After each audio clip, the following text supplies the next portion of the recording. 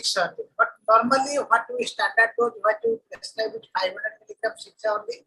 But in mild infection, you can go with 250 milligram 6 only if you think of a susceptible organism, fully susceptible organism. If it is primarily some strains of Pseudomonas aeruginosa, you go with the standard dose. What we use in day-to-day practice is 500 milligram 6 hours. In moderate cases, again the standard dose applies 500 milligram 6 only, 500 milligram only. But in moderate cases, if you are suspecting Pseudomonas aeruginosa, you can go higher on the dose. That's 1 gram 8 only. Instead of 6 only, go 1 gram 8 only. That means 3 gram dose you can give. In severe life-threatening condition, again you can give 1 gram 8 only, or maximum dose what you can get is 1 gram 6 only. That is total daily dose of 4 grams. In uncomplicated, usually you give a smaller dose, 250 milligram 6 only. In complicated, you give the standard dose, that is 500 milligram 6 only. So the maximum dose which has been shown here in severe life-threatening infection is 1 gram 4 times daily. That is 4 grams a day you can give. The standard dose what we use is 2 grams. In mild or uncompleted UTI, you can go at the smaller dose like 250 milligrams 6 only. And the present study expands the experience with Imipenem to long-term high-dose therapy. Now, how long and what is the dose? Imipenem was given in a dose of 1 gram intravenously every 6 hours to 31 patients. Total dose of Imipenem ranged from 20 to 210 grams to total dose with a mean of 69.4 grams. If you think that 1 gram 6 only means 4 grams per day, 4 grams per day, 69 means minimum 16 days to 17 days, 16 days to 18 days, patient was taking the antibiotic. Of these patients, 24% patient were dose was 100 more than 100 gram dose, 28% was 50 to 100 gram, and about 50% of patients 20 to 49 minutes, about 12 days of antibiotic treatment of 1 gram 4 times daily was given. So, what is the evaluable patients received therapy for mean of 16.3 days? But if they say 69.4 means 16.3 days with a range of 5 to 56 days. 55% of infection were caused by gram-negative bacilli, 33% were due to gram-positive, and 10% were caused by anaerobes. So that means if you take the anaerobes and the gram-positive, about 43%, and majority were gram-negative. Because in our clinical practice in ITU, mostly we see gram-negative infection because there is a bacterial translocation from the intestine. What are the number of cases what were treated? Osteomyelitis, bacteremia, cellulitis, pneumonia, pelvic cellulitis or pelvic inflammatory disease, intra-abdominal abscess. Infection by gram-negative was 55%. Gram-negative, gram-positive were 33%, and already I have discussed this. So these are the indications where this was very much used. Osteomyelitis and bacteremia were the most commonly used antibiotics. Endometritis in one patient. What is the clinical response of patient treated with this combination? 81% you can see were cured. 3% only improved, 3 improved, and 1 relapsed, and 1 becomes super infected with a resistant organ. Resistance is very rare, but 1 was showing resistance. 21 patients had no adverse reaction.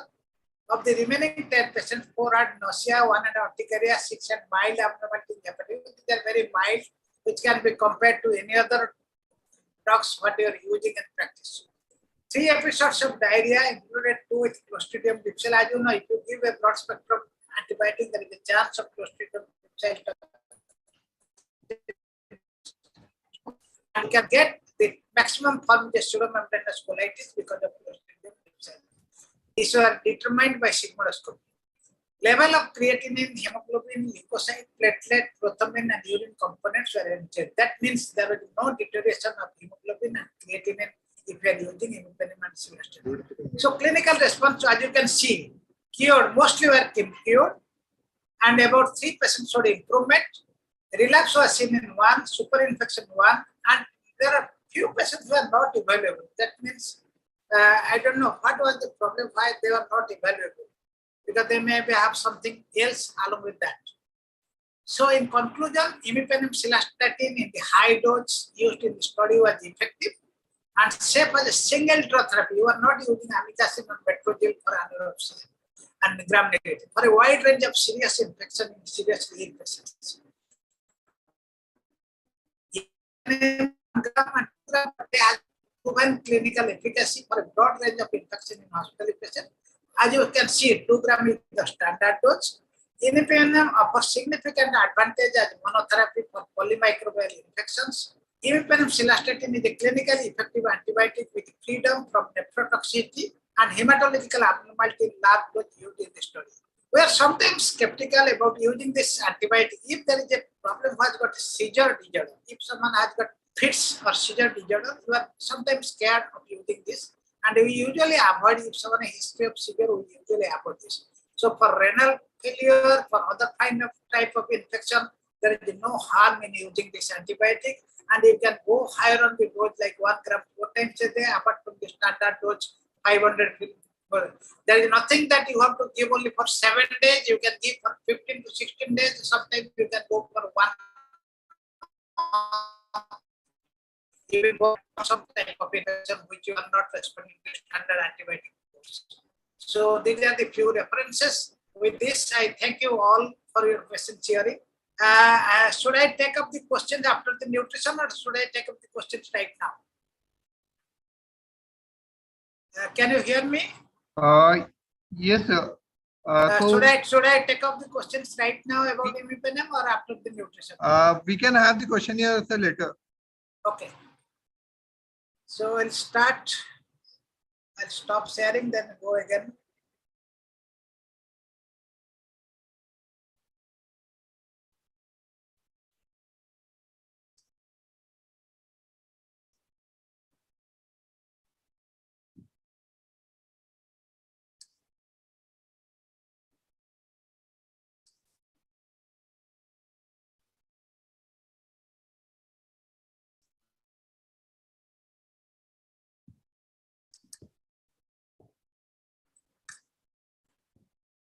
Can you see the slides now? Yes, sir.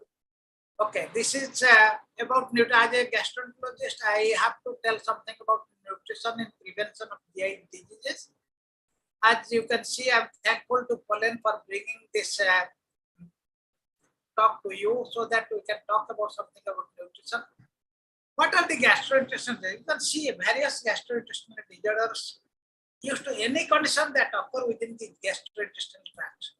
So that doesn't mean that gastrointestinal tract has to be in, but sometimes other form of disease, for example, septicemia, for example, those who have got thyroid disease, they can have diarrhea, thyroid disease, they have constipation.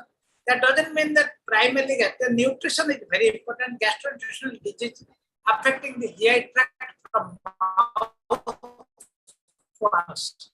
You can tell me one disease which affects from. If you can tell me one disease that is affected from mouth to anus, this is Crohn's disease.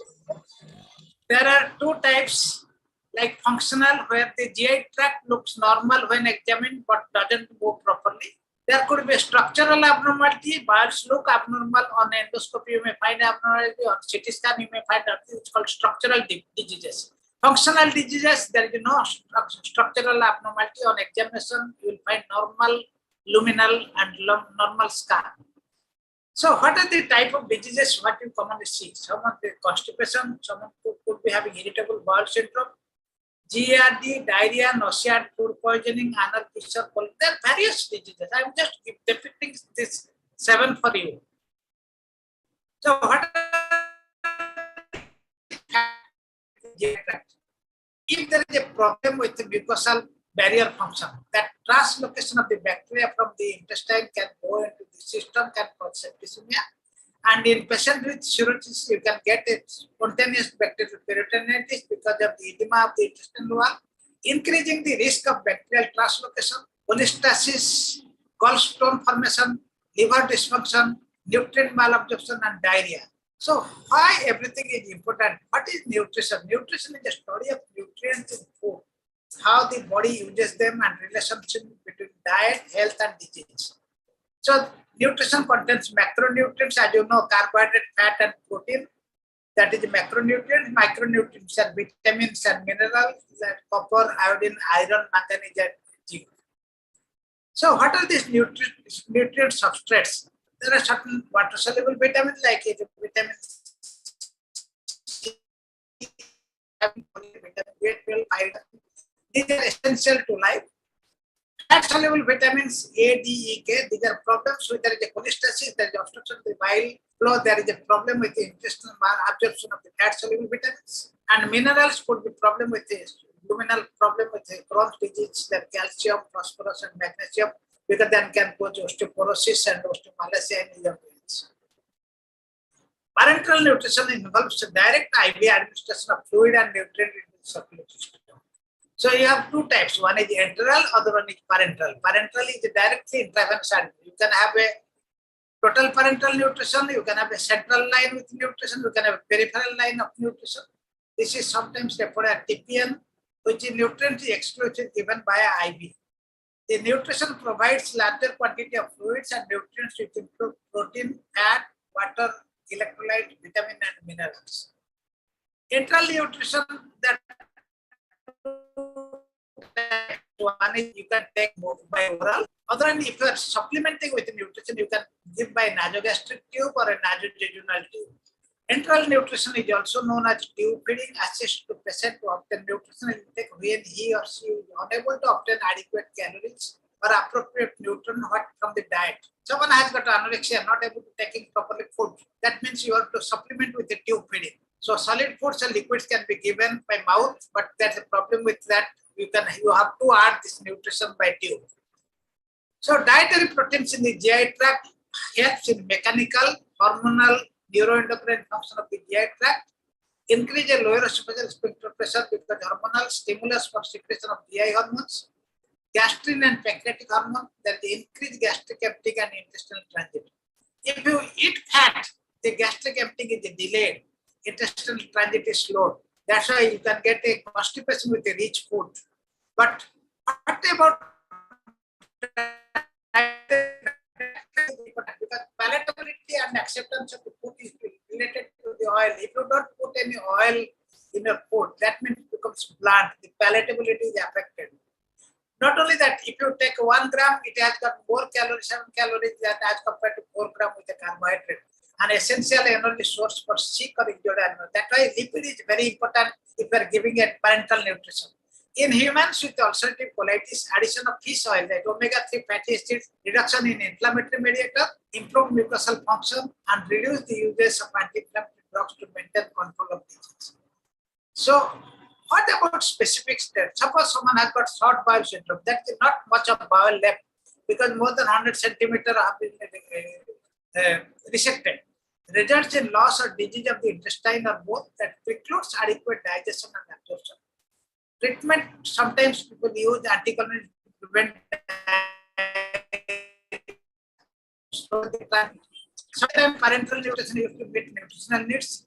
Vitamin B12 can be given monthly. Trial of small peptides, low fat or enteral formulation, significant for small valuation for 80 to 100 centimeters. Because if you are giving peptides are directly absorbed. It is better absorbed as compared to amino acids. Amino acid needs a particular carrier, but if you give peptides, they are directly absorbed. What about pancreatitis? We always recommend pancreatitis patient to have an early enteral nutrition. We don't give intravenous nutrition to our pancreatitis. We try to give enteral nutrition as soon as possible because it has been seen to reduce complication and mortality than nil for oral regime. Parenteral nutrition is associated with the central line catheter sepsis. If you give central line, there is always the risk of sepsis and hyperglycemia. Intrajejunal feedings are safe. That's why we use PRECA or nasojejunal tube. Standard enteral formula can be used. What about irritable bowel? Because irritable bowel syndrome is a high fiber diet is a global benefit with the fiber supplement better tolerated than dietary fiber because sometimes if you ask them to take increased dietary fiber, they have problem. But if supplement with fiber, that means soluble fibers, they have got a better role. Wheat bran is no better than placebo. Fibers not helpful for pain. If you use fiber, it's for constipation, but not improvement for pain. Beneficial for constipation and firming of loose stools.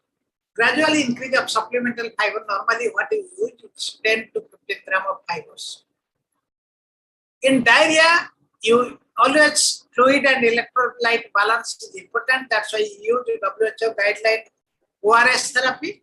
Initiate a minimum residue diet. We have asked them to avoid milk product that time because there is a secondary lactose intolerance because of gross border damage. Avoid sugar, alcohol. As you know, sugars are osmotic agents. If you take excess sugar and sugar, alcohol like mannitol and things, there is a osmotic diarrhea. Prebiotic in modest amount including pectin, oligosaccharide. As you know, there are certain prebiotics and probiotics. Probiotics are the bacteria or fungi which can be used, like Saccharomyces boulardii, Lactobacillus kg, Lactobacillus acidophilus. They are probiotics. Prebiotics are pectin, oligosaccharide, inulin, oats, and banana flakes. So, in conclusion, nutrition has a supportive and therapeutic role in the management of chronic GI disease. With the development of modern techniques and nutritional support, sorry for the spelling mistake, the morbidity and mortality associated with chronic GI disease can be reduced. On the other hand, dietary manipulation may be used to treat or prevent specific disorders like celiac disease, functional bowel disease, Crohn's disease, and chronic. In Crohn's disease, what you use? Because of Crohn's, you give a low residue diet instead of a high fiber diet. The future development of nutrapharmaceutical is particularly attractive in view of their low cost and wide safety margin.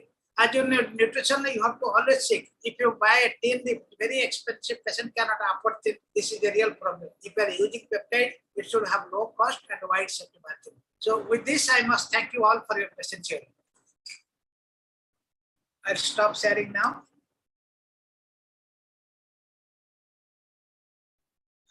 Sir, we have 3 questions in the chat box. Okay.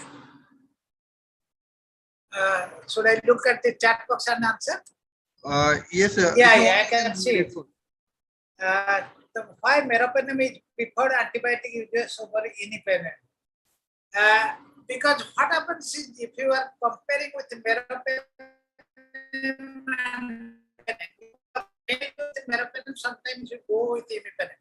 And nowadays, what do is we don't try and give at Meropenem to start with. You straight away go with Imipenem because if you hit hard, that means that is going to hard. If you are using a step-up approach, you are using a cefotaxime to start with, then going to piperacillin tazobactam, then going to Meropenem. Instead of that, going to the steps, we sometimes use Imipenem and cilastatin. As you know, it is very good. It doesn't have any side effect as I have already shown. How high dose of Imipenem is more effective than Meropenem standard dose? What will be the dose of Imipenem? 1 gram dose will be. So Imipenem already mentioned. The Meropenem standard dose you all know because everyone uses Meropenem. Then the cost is also a factor for both Meropenem and Imipenem. Nowadays you see piperacillin they are cheaper as compared to other antibiotics. Initially when started, it was very expensive. So if you give high dose Imipenem, normally what you do is standard dose 500 milligram 4 times a day, that is 2 grams, and it is sufficient for most of the type of infections. So Meropenem 1 gram you can try that. Meropenem 1 gram PD or TDS you can use, but if you are using Imipenem you can go 2 gram or 3 gram. So high dose Imipenem is 1 gram 8 only, that already mentioned. You can go for 3 grams. Sometimes you can go up to 4 grams. In acute pancreatitis, when exactly liquid for oral statin, usually we wait for 24 hours. It is the interstitial pancreatitis, acute edematous pancreatitis. Usually we don't give any antibiotics. We start the peroral the moment there is no vomiting, the intestinal movement have started. Usually it is done in 24 to 48 hours. How whey protein will be helpful for managing GI tract infection? Because as you already mentioned, we avoid milk protein because of lactose intolerance. Whey protein doesn't have lactose. So in GI tract infection, suppose someone has got diarrhea, we have to give a low residue diet, you have to give a protein supplement without having lactose content. So these are the molecules why whey protein is better, and that is the reason why children who are lactose intolerant also you can use this. Should gastric reflux be checked every time prior to next feeding? No, we don't check gastric reflux. If someone has got vomiting, then we don't give nutrition by nasogastric tube. And if someone has got vomiting, it is better preferred to give a nasojejunal tube, because nasojejunal tube has got a port where you can do a gastric aspirate and you can put the feeding into the jejunum, nasojejunal feed. So gastric reflux, it should not be checked every time prior to the next feed, because most of the what you see, normally the gastric emptying by 4 hours, most of the things are empty. If someone has got ileus, then you don't give this gastric feed or nasogastric feeding.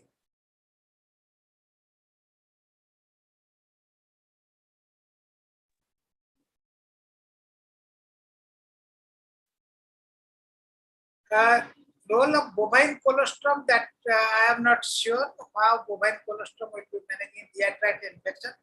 As you know, colostrum, mother's colostrum is good for infants, that neonates, because colostrum gives immunity to them. I don't know whether bovine colostrum has been used in GI tract infection in adults.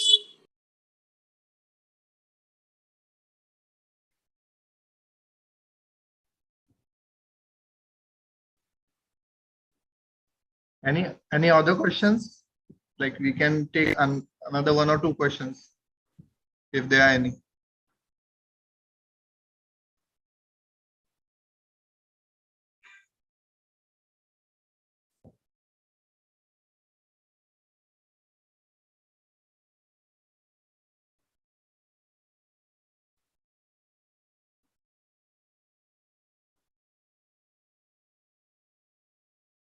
So we have a follow-up question regarding the bovine colostrum. I guess. Sorry, bovine colostrum, I am not sure what is the use of bovine colostrum, because so far I have not used in my practice for that 45 years. Right.